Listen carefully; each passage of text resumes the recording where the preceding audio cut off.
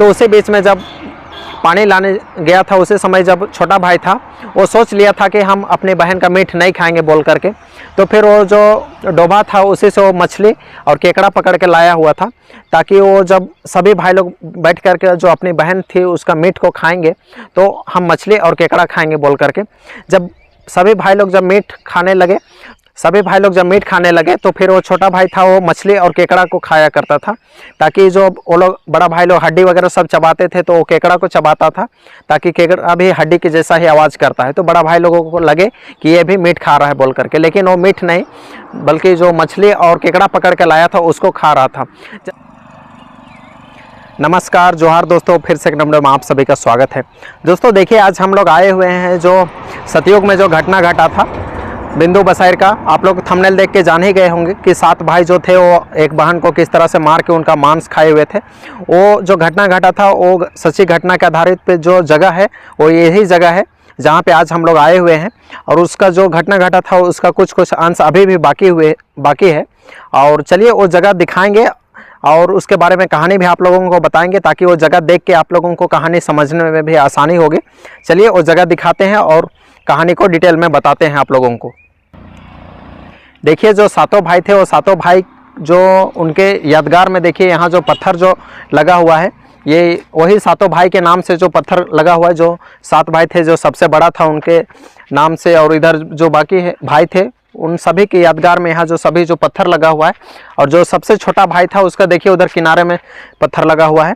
और आइए ये कहानी के बारे में आप लोगों को बताते हैं। देखिए, यही वो जगह है जहाँ पे जो 7 भाई थे वो अपनी बहन को मारे हुए थे।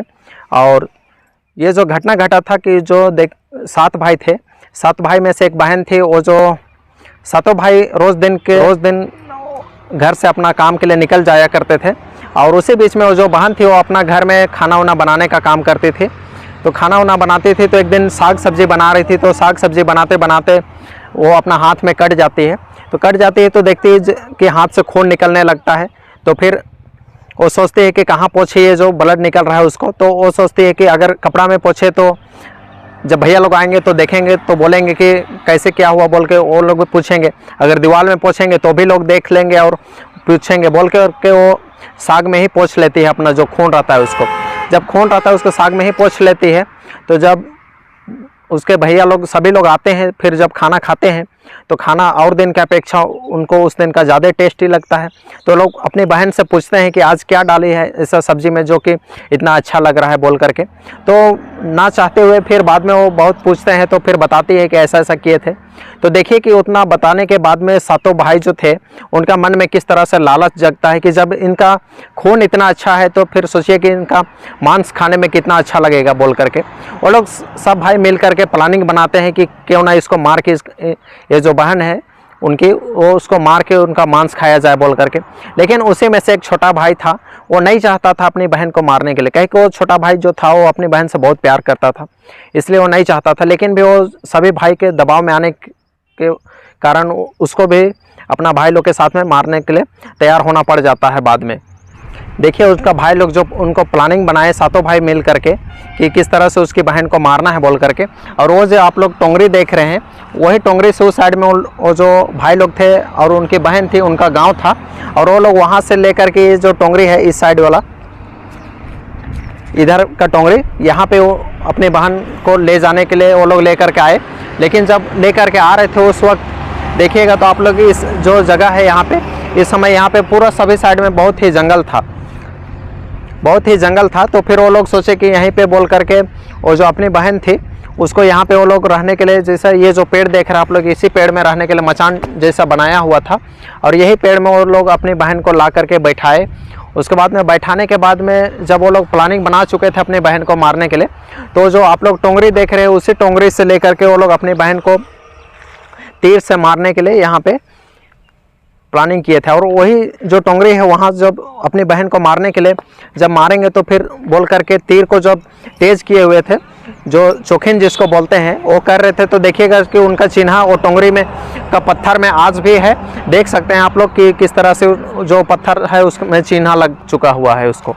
देखिए, देख सकते हैं आप लोग यहाँ पे कि किस तरह से जो टोंगरी में जो तीर को जब चौखिन किए हुए थे तो उस टाइम जो पत्थर में चिन्ह लग गया था, वो चिन्ह आज भी है जो तीर चौखिन किया हुआ था उसका।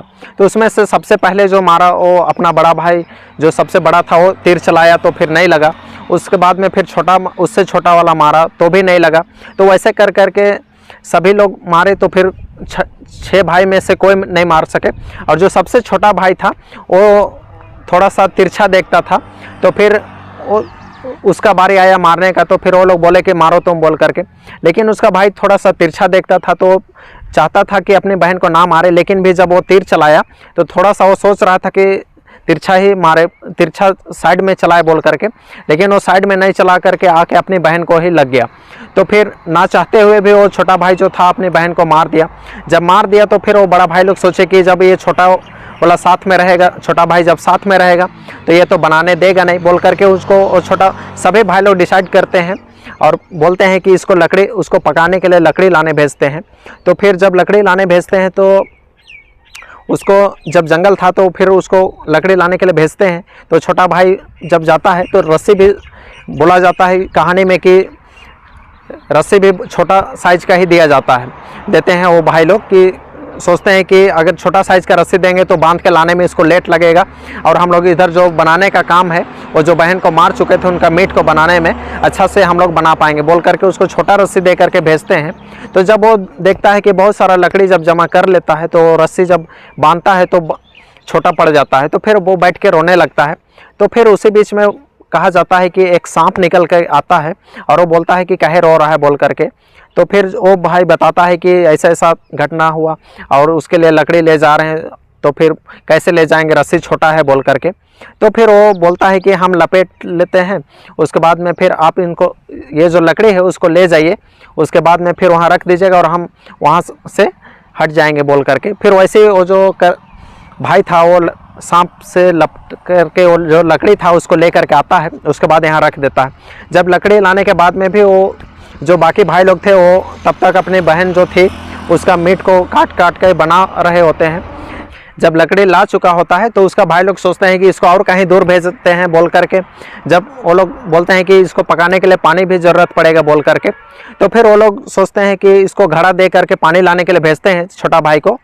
तो फिर वो छोटा भाई घड़ा लेकर के पानी लाने के लिए जाने वाला ही था, ताकि वो लोग सोचते हैं कि कैसे इसको हम लोग लेट तक रोक के रखे बोल करके। तो वो लोग 7 भाई थे तो सातों के नाम से एक एक छेद करते हैं घड़ा में, ताकि जो पानी लाएगा वो ला नहीं पाएगा और लेट होगा, ताकि हम लोग तब तक हम लोग इसको अच्छा से बना लेंगे बोल करके। जब उनको ऐसा 7 छेद करके जब घड़ा को दिया जाता है तो फिर जब वो जो सामने में जो डोभा जिसको गांव देहात में बोलते हैं, और डोभा में जब पानी लाने जाता है तो जब पानी भरता है तो सब भी पानी घड़ा से निकल जाता है। तो फिर भी वो भाई जो छोटा भाई था वो बैठ करके वहाँ डोभा के पास में रोने लगता है। तो फिर जो वहाँ डोभा में जो मेंढक वगैरह सब थे वो लोग, मेंढक पूछता है कि काहे रो रहा है बोल करके। तो फिर उनको भी बताता है कि ऐसा ऐसा है बोल करके कि पानी लाने के लिए आए हुए बोल के। तो वो छेदा को देख करके उसका बारे में सारा कहानी बताता है वो मेंढक लोगों को। तो फिर वो लोग बोलते हैं कि हम लोग छेद में बैठ जाते हैं और तुम ले जाके पानी ले जाना, ऐसा करके।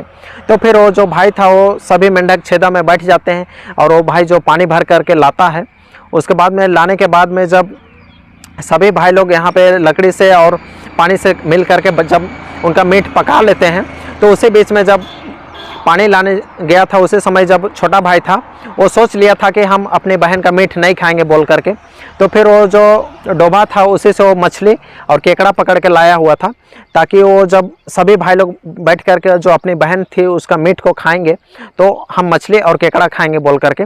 जब सभी भाई लोग जब मीट खाने लगे तो वो सोच रहा है कि सभी भाई लोग जब मीट खाने लगे तो फिर वो छोटा भाई था वो मछली और केकड़ा को खाया करता था, ताकि जो वो लोग बड़ा भाई लोग हड्डी वगैरह सब चबाते थे तो वो केकड़ा को चबाता था, ताकि केकड़ा भी हड्डी की जैसा ही आवाज़ करता है। तो बड़ा भाई लोगों को लगे कि ये भी मीट खा रहा है बोल करके, लेकिन वो मीट नहीं बल्कि जो मछली और केकड़ा पकड़ के लाया था उसको खा रहा था। जब सभी लोग खा पी करके जब सोने के लिए चले गए तो जो छोटा भाई था वो मीट था उसको, तो फिर छोटा भाई जो मीट उसका हिस्सा जो अलग मिला हुआ था उसको ना खाकर, देखिए जो गांव में जो दिमाग जो होता है उसका जो टील्हा बोलते हैं, देखिए आज भी उसका चिन्ह यहाँ पे है कुछ कुछ, और वो टील्हा जो है इसी के अंदर में देखिए जो छेद वगैरह सब है, गड्ढा है, इसी में वो डाल चुका था। और देखिए यहाँ जो टीला जो है वो आज भी यहाँ पे है, और वही टीला में करके वो डाल दिया था वो जो मीट था उसको, ताकि वहाँ जो टीला में डाल दिया था तो फिर वो नहीं खाया। उसके बाद में जब टीला में डाल दिया, उसके बाद में कुछ दिन के बाद में फिर वहाँ पे बांस वगैरह सब निकल गया। तो वही बांस जो है देखिए आज कितना निकल चुका है। देखिए जब वही टीला में जब डाल दिया मीट को तो फिर कोई दिन बाद में वहाँ पे बांस का जो पौधा है वो निकल गया। उसके बाद में फिर बांस का पौधा निकल गया, और वही बांस का पौधा निकलने के बाद में देखिए कि यहाँ जो बांस है वो आज भी यहाँ पे बांस, वही जो बांस निकला था वही बांस आज भी यहाँ पे जिंदा है।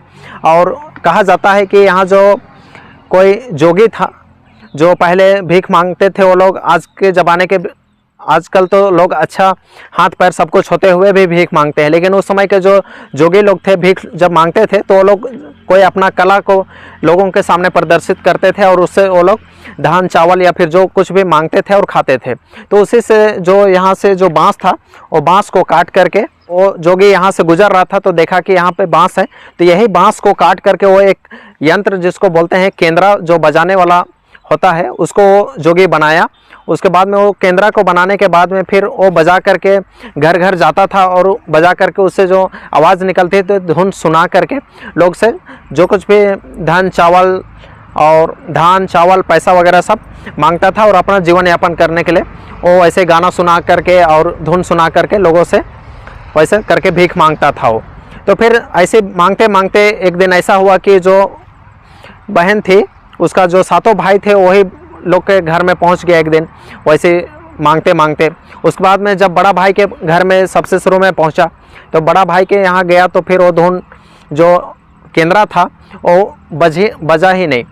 वो जैसे पहले का भाषा में बोला जाता है कि जो इधर उस समय जो भाषा बोलते थे ये लोग, उसमें से आवाज़ निकलता है केंद्रा से कि ना बाज रहे केंद्रा, ये तुम और दुश्मन कर घर लागे कर बोल करके। तो फिर वो ऐसा आवाज़ निकलता है, फिर वहाँ नहीं बजता है। उसके बाद में बड़ा भाई का घर से निकल करके जो जोगी था वो छोटा भाई उससे जो छोटा था उसके घर में जाता है, वहाँ भी वैसे आवाज़ सुनाई देता है वो जोगी को। उसके बाद में वहाँ भी नहीं बजता है। वैसे ही करते करते सभी भाई लोग का घर को पार कर जाता है, लेकिन भी नहीं बजता है। उसके बाद में फिर जब छोटा भाई के यहाँ जाता है तो फिर वहाँ से आवाज़ आता है कि बाज रहे केंद्रा, ये तो मोर छोट भाई कर घर लागे बोल करके। जब वहाँ बजता है तो देखता है कि वो जो बड़ा भाई लोग था वो लोग सोचता है कि जो जोगी है वो जानबूझ करके हम लोग का घर में नहीं बजाया बोल करके वो लोग उसको मारने के लिए सोचते हैं। तो फिर जो छोटा भाई था वो अपना घर में ही उसको शरण देता है, कह कि जो बचा लेता है और नहीं मारने देता है वो अपना घर में ही उसको रखता है। उसके बाद में फिर जब रखता है तो फिर वो जो केंद्रा था उसको वहीं अपना घर में ही रखता है। तो फिर उसके दूसरा दिन फिर जब वो जोगी था वो उसी के घर में रह जाता है।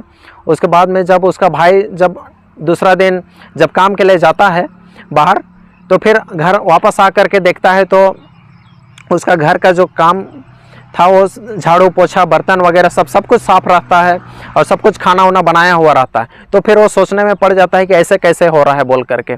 तो फिर एक दिन वो अपने काम में निकलने ही वाला रहता है खाना पीना खा करके सुबह में, कि वो पहले के लोग बोलते हैं कि बोला जाता है कि पहले के लोग रूप भी बदलते थे बोल करके। तो फिर वो सोचता है कि कैसे मेरा घर में ऐसा काम वगैरह सब हो जाता है बोल करके वो नहीं गया उस दिन काम के लिए, और मक्खी बन के घर में ही साइड में छिप करके वो देख रहा था कि कैसे मेरा यहाँ काम होता है। लेकिन फिर देखा कि वो जो केंद्रा था वो केंद्रा से एक मक्खी के रूप में जो मक्खी निकलता है और वो अपनी बहन का रूप ले लेता है और वही बहन जो है उसका घर का सारा काम करती है। तो फिर वो सोचता है कि जब वो देखता है कि ऐसा है मक्खी बन के उसकी बहन का रूप ले ली, तो फिर वो ना केंद्रा जो रहता है उसको केंद्रा को तोड़ देता है, ताकि फिर केंद्रा को जब तोड़ देता है तो फिर उसकी बहन जो थी वो फिर से वो केंद्रा में अंदर में नहीं घुस पाती है, तो फिर वो बाहर ही रह जाती है। तो फिर देखता है उसके बाद में फिर वो जो भाई थे वो दोनों भाई और बहन अच्छा से उस घर में हमेशा के लिए रहने लग जाते हैं, क्योंकि छोटा भाई जो था वो अपनी बहन को मारना नहीं चाहता था, अपनी बहन से बहुत ही प्यार करता था। इसलिए वो देखा कि उसकी बहन जो है सब कुछ घर का काम वगैरह सब कर ले रही है, और बाद में देखा कि केंद्रा से उसकी बहन जब मक्खी के रूप में निकल करके बाहर आई, उसके बाद में केंद्रा तोड़ दिया तो फिर उसकी बहन अंदर जा नहीं पाई। तो फिर वो लोग हमेशा के लिए बाहर साथ में ही रहने लग गए। तो कहानी के बीच में हम लोग डोभा का बात कर रहे थे, तो डोभा को भी दिखाएंगे। उससे पहले आप लोगों को दिखाते हैं कि उसकी बहन को जो मारे थे वो इसी पेड़ में जो था, जो मचान टाइप का बनाया हुआ, मचान जैसा जो बनाए थे उसका भाई लोग, और इसी पेड़ में मचान जैसा बना करके अपनी बहन को बैठाए थे।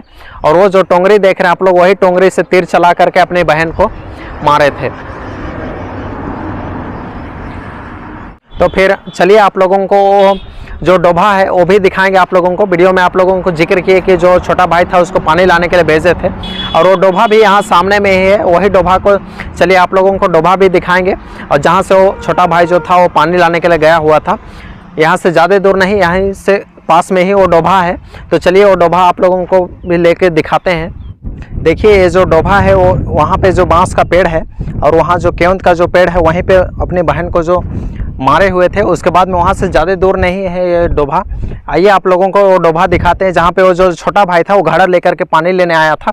और यही डोभा से जो छोटा भाई था वो मेंढा का उसका घड़ा में बैठे थे, और वो पानी ले करके गया था, वहाँ अपना भाई लोगों के पास में पानी पहुँचाया था। और यही जो डोभा है देख रहे हैं आप लोग, जो गांव देहात में जो छोटा डोभा होता है, जो तालाब तो बड़ा होता है लेकिन वो तालाब से जो छोटा होता है, गांव क्षेत्र में दोइन जैसा जो जगह होता है उस जगह में जो डोभा होता है, देखिए यही डोभा वो जो आप लोग को दिखाई दे रहा होगा। आजकल तो हम लोग जून के महीना में आए हैं, धूप के समय में, इसी के लिए देखिए कि यहाँ का पानी सूख चुका है।